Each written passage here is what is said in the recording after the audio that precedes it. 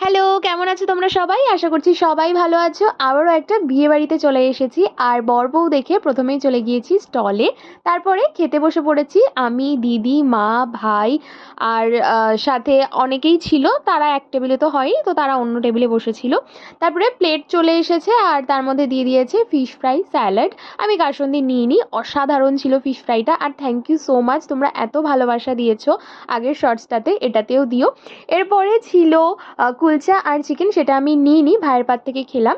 তারপরে ছিল ভাত, ডাল, চিপস, সেটাও নিইনি, আমি ডিরেক্ট পাবদা মাছে চলে এসেছি। আর তারপরে ছিল মাটন কষা।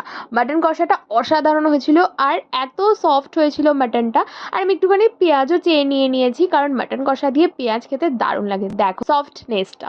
এরপরে ছিল চাটনি, পাঁপড়, তারপরে ছিল গুড়ের রসগোল্লা, আমি নিইনি। আর ছিল লর্ড চমচম আর রসমালাই, তারপরে ছিল হজমোলা। Bye bye.